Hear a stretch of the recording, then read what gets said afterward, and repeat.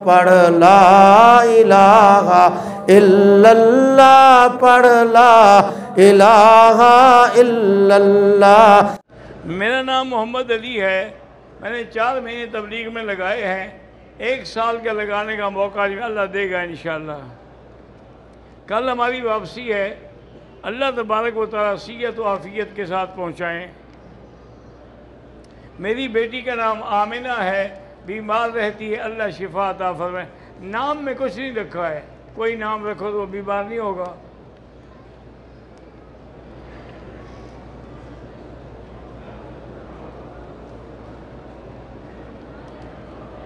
میری بیٹی عائشہ عمر اور بھانجے سب کو اللہ عالم بنائے، آمین۔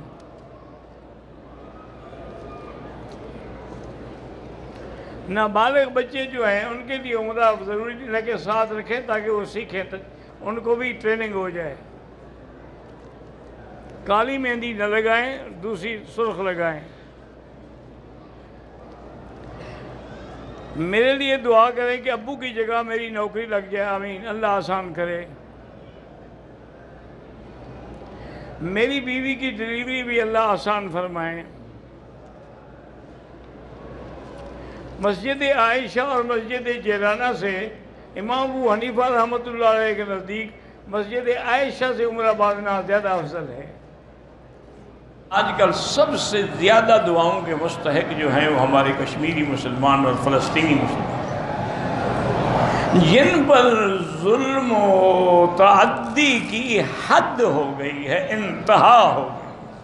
جو ہم پڑھتے ہیں نا جی ہلاکو نے یہ کیا اور چنگیز خان نے یہ کیا، یہ تو ان سے بھی بڑے ہیں، ہلاکو اور چنگیز سے بھی بڑے ظالم ہیں۔ تو اس لیے خصوصی دعا کریں کہ اللہ ہمارے ان مسلمان بھائیوں کو ظلم و ستم سے نجات عطا فرمائے، اور اللہ تبارک و تعالی ظالموں سے اپنی قدرت سے بدلہ دیں۔ ہم ان کا کچھ بھی نہیں بگاڑ سکتے، نہ ہمارے پاس کوئی قوت ہے نہ طاقت ہے، لیکن دعا سے بڑی طاقت کوئی نہیں ہے۔ اس لیے حضور صلی اللہ علیہ وسلم جب مسلمانوں پہ کوئی وقت آتا تھا تو قنوت نازلہ پڑھتے تھے فجر کی نماز میں، جس میں مومنوں کی رہائی اور کافروں کی ہلاکت کے لیے باقاعدہ دعائیں ہوتی تھیں۔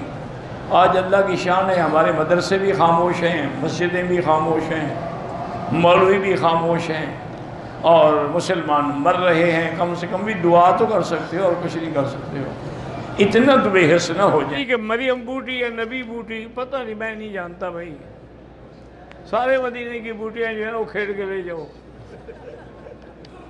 کم سے کم جگہ تو صاف ہو جائے گی نا۔